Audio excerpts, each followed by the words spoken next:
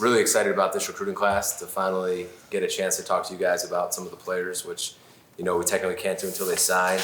And, you can look at any numbers, any ranking. We feel this is a great class.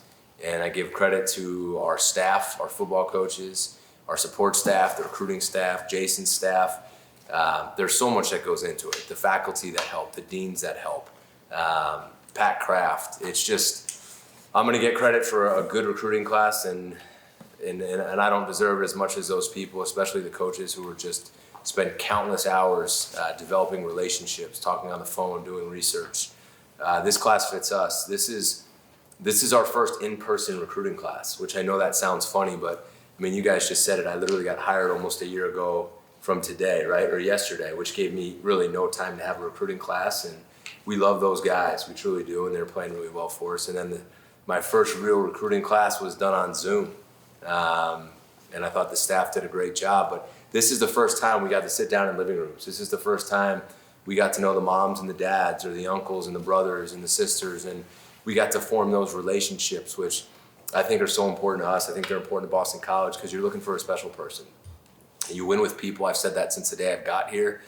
I think this is a special group of people, and I could really sense that on the last recruiting trip. The parents getting along, feeling that we've known them forever now, really dialed in and knowing the people that we have coming in. I think we've brought in some people that are going to come and compete from various different states, from Australia, from Canada. BC's a national brand. I believe that. We believe that. And we feel we can go to California, and we did. We can go to Texas, and we did. But then most importantly, we stayed home. And I'm not going to be one of these guys that says, I'm going to fence this area. No, I'm not going to talk like that. I said when I got here that we were going to do our best to evaluate this state, and we did. And last year we kept the best player in the state home, and he had the opportunity to go to a lot of places, and I believe we did the same thing this year. In my opinion, we kept the best players home again for 2 years in the state of Massachusetts. And those players could have went to Notre Dame, those players could have went to Michigan, but they chose to stay here. And that's 2 years in a row that it shows that this is a place where we can get that done. So I'm really proud of the staff. I'm really proud of that. I'm excited to see these kids develop. I'm excited to get them here. So I'll answer any questions about these players that you have, and we'll take as much time. One player from New Jersey, is that a record? What do you mean, too little for you, Rich? Yeah, it's too little. We get 6, 7 from New Jersey out of that Catholic powerhouses up there. The one that we got, I think, That's the best quarterback coming out of the state. Was highly recruited. Could have stayed home. Could have went to other places around the country, and he chose to come here. I'm not going to look at states and say we got to bring 5 from this state, 6 from that state. We want the best players and that fit us. And if you look at this, Maryland, Massachusetts, Georgia, Tennessee, Australia, California, Canada, Florida, Louisiana, New Jersey, Nevada, Ohio, Texas, Virginia. I think that's important for us right now in this age of recruiting. The other thing I'd like to say, and I've been honest with you guys the whole time, which I like to do is, I told you I didn't want to build this thing through the portal. We have 21 commits right now. We're not done. This class is not done. There's another signing period. There's other recruits that we're still on. So this is going to continue to grow. But I meant what I said. I think as I went around and visited a lot of these high schools right now, it's sad. There's not as many scholarships for high school players. Some schools are choosing to take 10 high school players and go out and sign 15 guys in the portal. And I don't, hey, in all due respect to all those coaches doing it, good for them. I got nothing against that. But I do have against giving these high school kids an opportunity to go play football. I think that's sad. The development of high school players, the late developing high school player who now doesn't have a scholarship because he's competing with all these kids in the portal. It's sad because some kids are going to miss out on an opportunity, and some of those kids are the best developers. Some of those guys turn out to be the best ones. And I have some guys still playing in the NFL, and that kid right now might not have a chance. I want to develop this. I want to do it the right way. I want to build it over time. I want to be consistent. And yeah, I'm going to go into the portal here and there, but I just showed you by signing 21 players that I want to build this thing through recruiting and developing people and players so it lasts. It's going to be really hard to do it consistently if you're building it through the portal entirely. So all those high school players out there, just keep working hard. We're going to come recruit you, and I hope more people do so. Could you tell us about the quarterback, though? Yeah, really talented, big kid, tall. He's a wrestler, which is very rare. you know, he's got a really live body. So he's not going to be a guy that runs 4.4, but he's got a live body. He can move. He's mobile. He's got a big time arm, and he's going to be a big kid. Really big, really strong, wrestler, competitive, tough. He's got this quiet toughness about him. He's got a great presence about him. I think he's got a chance to be a really good football player. We had targeted him early on, and it was a fight, and we went out and we got it done. And I'm really happy with him. Quarterbacks, as you know, are important, and we feel now we have several really good ones in the program, which means we're going to have a bright future. 5 defensive linemen. A lot of those are guys that come off the edge. So what was that? Is that an emphasis for you guys, especially after this year? I think it's been an emphasis the last 2 years. I think we've brought in 12 or 11 defensive linemen in the last 2 classes. I'm a defensive guy. I think it starts up front. You can never have enough defensive linemen, and we need those edge rushers. Clive is one that just, I mean, we got some great ones. Clive Wilson at DN, 6'5", 245. He's probably going to be 265 before he even gets in here. I mean, super athlete. We saw him in a camp. I mean, this guy can rush, he can bend, he can jump, he can dunk. You got guys like Edwin. We feel so good. Gilbert. We got Quan. We got guys that can really rush the quarterback, and we're really excited about that. I think that's something that we're going to have to go out and get time and time again. Because that's how you make it on defense. You got to be able to stop the run. You got to be able to rush the quarterback. So I think every class we have, you're going to see a lot of D linemen. Curious more about Joe Griffin. What makes him special? What was it like recruiting him close to home? Yeah, that was a challenge too. I mean, he had, I know Notre Dame came in real hard multiple times, but I think Joe's the best athlete in the state, and I really do believe that. He might be the best football player in Massachusetts right now. I mean, he is big, he's long, he's athletic, he can jump, he's got incredible hands, he's so competitive. You saw him, he had the interception at the end in the game in Gillette to win the game for his team. We're not going to play him on defense, even though I'd love to. But he gives you one of those big, tall guys who can go. And a credit to him for choosing to stay home. Family will get to see him play. Dad's been awesome in the process. We had a great visit with the mom. Really excited about Joe. I think, like I said, he may be the best football player, at least the best athlete in Massachusetts right now. Big time future for him. Along those same lines, just some of the other guys you grabbed from home, and what did you kind of learn about Massachusetts football that you might not have known or seen, not being able to talk to these kids in person for 2 years? You can get, I always heard you're going to get your linemen. I don't agree with that. We got Ish from Everett, right? Matt Reagan, Jack Funk. So we got a mixture of big guys, and we got athletes. Ish is going to be a wide receiver for us. Big, strong, twitched up. Again, another local guy. Tough, great kid, great family. Matt Reagan, long. I mean, wait until you see this guy. Wait until he gets in the college weight room. He's got a chance to be a great tight end. And then Funk. I mean, I don't know if you guys ever seen this guy. I mean, one of the recruits thought he was a parent on the official visit. I mean, he looks like he's been picking up cars and working out. This guy's enormous. His neck is about as big as my shoulder width. So you can get your athletes like Joe and Ish, and then you can go and get your linemen too and your tight ends. The whole key is to do a great job of evaluating those players. And I think the staff did a great job, and will continue to. Coach, the process of that, of just getting roots down too, especially where it was virtual last year, how difficult was that? And once you were able to get back out on the road, getting the assistants out into regions positions, how did that all kind of develop? It's still hard because I haven't been out on the road enough, right? So I had 2 weeks. I really had 8 days, Monday through Thursday, to go out on the road. And I had to try to get in all the homes of these 21 players. And some I couldn't get into yet, and I will in January. And was I able to hit every local school? No. Do I want to? Yes. So what I'm going to do is, when I'm allowed to go back on the road in January, I'm going to try to get out locally and hit all those schools that I haven't been in yet myself. I've sent a lot of coaches to them, but I want to get into them. I don't want to meet all these coaches because I haven't had a chance to do that yet. And I'm going to spend a lot of time in January, more local, and try to do a better job of that. And nationally, how difficult is it too, just with the sheer volume of high school players to transition to getting back out on the road and knowing where you have to go and setting all that up? Well, that's the hard part, is just getting there. I had to literally, there was one day I was on 3 flights. I was going from Georgia to Tampa, back to Maryland, to Dallas. I was everywhere. It was 8 days of being on a lot of planes. I probably still look tired because of that. The coaches on a lot of planes in 2 weeks, but it's worth it. So it's not hard finding them because you can just watch the film. But once you have to go out and see them, it requires effort. You spend you're in a different hotel room every single night, and you're busy and you're grinding. So again, give the staff credit. Those guys did a great job. They really did a good job.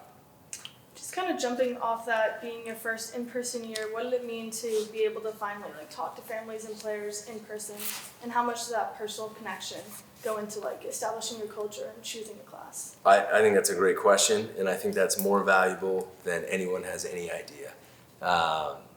When you get to know the family and you get to sit down in the living room, you just really feel a connection, right? And now I almost feel like, what else is really hard, I've realized? We had the senior banquet the other night, and because of COVID, I haven't even been able to meet every parent on our team. And that's hard, and I apologized at the senior banquet. Literally, the first thing I said was, I'm sorry if I have not met you in person yet. There's a lot of people I haven't been able to meet because of COVID. We're still dealing with it. So to get in the homes and meet the parents or the siblings of those players we're going to bring in, because it's going to take all of us, right? You're going to have good days, bad days. We need to lean on each other. And I feel like I built that relationship with them. And if you continue to do that year after year, I just think it makes everything so much better. Because I want the families to be part of this. I want them to go on those journeys with us. I want them to celebrate outside the gates when we walk out. I want them to see that we've taken their child from a freshman to a senior with one of the best degrees in the country, winning games, developing, having a good time, and making their dreams come true and sharing that with them. And I feel like we've started that process by me being able to get out and see them, or at least having them come here, which we weren't even able to do. This was the first official visits we were really allowed to do. So it was awesome. And I think that helps our staff because we have a great group of guys that can connect with people and that truly care about people as a whole, not just a football player. Jeff, the coaches at St. John Bosco say that Riz Hall is a lot like Jade Woodby. Do you agree with that, and what do you see from Riz? Yeah, we're waiting until you guys meet him. I don't know if some of you guys saw him when he was here. You were at practice, so you might have. He's already 210 pounds. Like Woodby, he kind of plays with an edge. Like Woodby's you guys have met Jaden, right? Great kid, very respectful, really polite, always doing extra work. I think that's a huge compliment. Jaden Woodby is, I'm surprised he's not in here right now. And if that's how Riz is going to be, look out. Because he plays with violence and he's nasty. And he is already big and can run. And off the field, he is a phenomenal human being. Smart kid from one of the best football programs in the entire country. That's a great program, really well coached. I spent a lot of time there in 2019. I've heard about them my whole life, so really excited about him. I could go on this list, guys. I feel like I know all these kids. Really good football players, great people. They're going to work. I'm really excited about this group of guys. Coach, the international signings, you talk about the travel and all that. Have you had guys down, in Australia? No, I wish I would have been the first on the plane. So is it mostly just tape-based? Yeah, it was tape-based, and then we FaceTimed yesterday when he signed, because yesterday was really signing day for him. Yesterday's today. Yeah. It's already tomorrow over there, however that works. So he's got the accent. I'm excited to see how he kicks, I wish we got to go to Australia. That just would have taken forever. Just in general, though, when you sign an international player, I assume it's mostly all tape-based? Yeah, it's tape-based. We never got out there to evaluate him. But Edwin, he actually is here, Yeah. so he played close by, so we were able to eval him. But no, we didn't get down there. Coach, the staff, and I'm sure they're all, they all played a big role last year in getting everything virtually, setting things up virtually. How did they transition to the in-person stuff this year, and what have they meant to this whole process? Just the entire staff that no one sees that all work behind the scenes. Yeah, there's so many of them. Where there's guys like Jason Kwan and Joe Sullivan and Hannah and Kurtzy and Josh and then there's Jason and his staff, and then there's Cameron. There's so many people that are involved when you get into this, especially when they come on campus.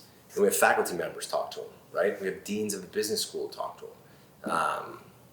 They all play a part of it. It's huge. It's bigger than you can ever think. And then there's our players get involved now with the official visits. I mean, we have Phil like volunteer to come to 2 dinners and hang out. He wants to bring in great players. Our kids want to bring in great players. They're a huge part of this. And then again, give the credit to our coaches who not only spend time evaluating the tape, but then developing those relationships, right? And for every 2 or 3 kids that they each signed, there was 50 other that they did. And maybe they didn't get 40 of them. And you get frustrated, but you keep moving on, you go and fight the good fight. And that's what I told you guys when we first got here. I told the staff to go fight. Whether that's to try to flip a kid from Florida, beat Notre Dame on it, go fight the real fights. And then let's end up with 21 of them after we fight. And don't worry about the ones you didn't get, right? Forget about those guys. But that's what we did. And then those guys get on the road, and they're all over the place, and in homes and in schools, and develop relationships with the coaching staffs. It's only going to get better as we are together. And I think that's key. We got great coaches who are great recruiters and great people. And it shows. I mean, this is a really good class, and we're not done. So In that that- was in kind that of vein- building off of that. Sorry, building off of that with when you say the number or the rankings, I should say. The rankings are there. I'm sure you have seen them and where your staff lies. How do you kind of balance the all right, this guy's a 3-star, this guy's a 4-star versus what the tape sees you versus how you project it? That whole evaluation process.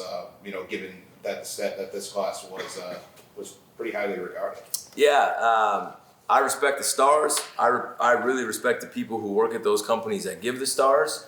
I don't look at the stars until afterward.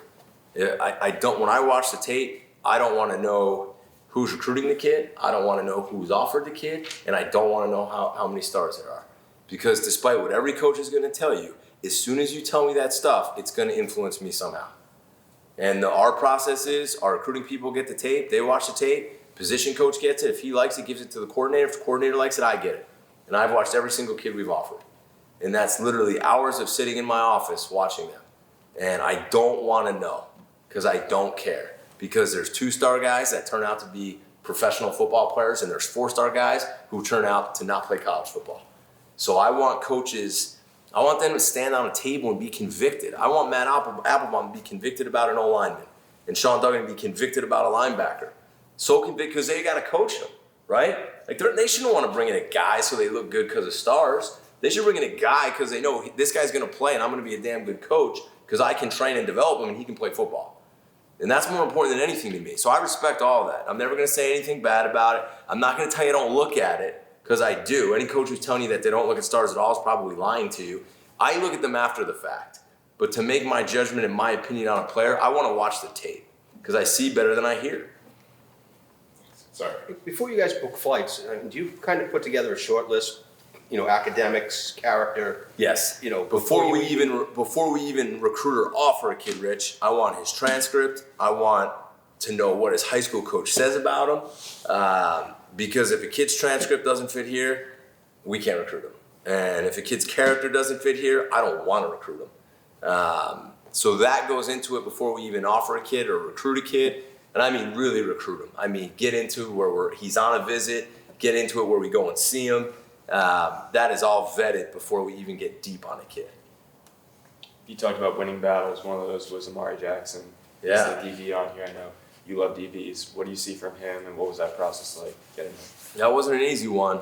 We were fighting off a few teams really late. One wanted him to official visit this past weekend, an SEC team that I respect. And Coach Azar, I thought, did a phenomenal job. I went out 2 weeks ago and saw him and his family. Coach Azar went out again this weekend.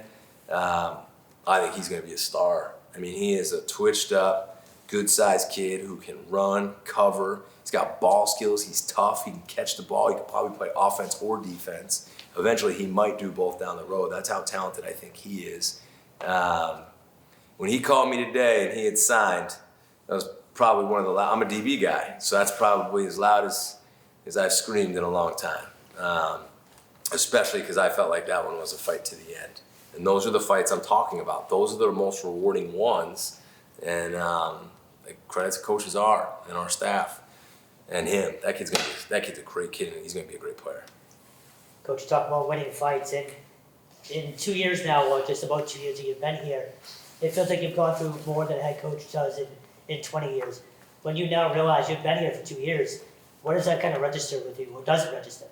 That I've been here for 2 years already. Yeah, or just in general, kind of how everything you've been through, how it's gone. I feel like I just got here. I feel like this was my first year really being the head coach because of COVID. That first year, I mean, it was like make-believe, right? Cardboard fans, Zoom. You're waiting for a recruit to walk out of a car that you've already signed and don't even know how big he is yet. Like, I look back on some of that tape right now and see, it's like, did we really live through that? But then again, it just makes me so grateful for the type of kids that we have to be able to get through what we did. And now to sit here with our first real in-person recruiting class, it's starting to feel real. And the cool part is I'm going to be here for a long time now. And with these recruiting classes back to back, I think the future is bright. And I think we're doing it the right way with great people, with high school football players to develop, to try to make this consistently a winning program. I gotta ask, did you have a favorite road trip, food, something? I'm going to be honest with you. Like, I don't even know if I sat down and had lunch. I might have had dinner one time. You just get so busy where you just forget to eat. So you just throw a bunch of snacks in your bag and you go. Now, sometimes when you get to the recruit's house at night, they feed you pretty good meals. That's like, thank God, I can barely stand up right now. And there's a couple times I sat down, they're like, do you want anything to eat? I'm like, please, anything you have in this house, I'll eat right now. So those were good moments. But my best trip, I don't know. When I landed at Tampa at like 10:30 at night. I walked off the plane, it was like 58 degrees. I was like, are you kidding me? I'm finally in Tampa and it's 58 degrees. I was like, what are we doing here? It's a blur right now, but great people and it was fun. It's like rock concert almost. You get the you get the tour bus. Yeah, it is not. It is. If that's the life of a rock star, I'm glad I'm a football coach. I think being a rock star would be way cooler. All set, everybody? Cool. All right, guys. Thanks. Thank you, guys.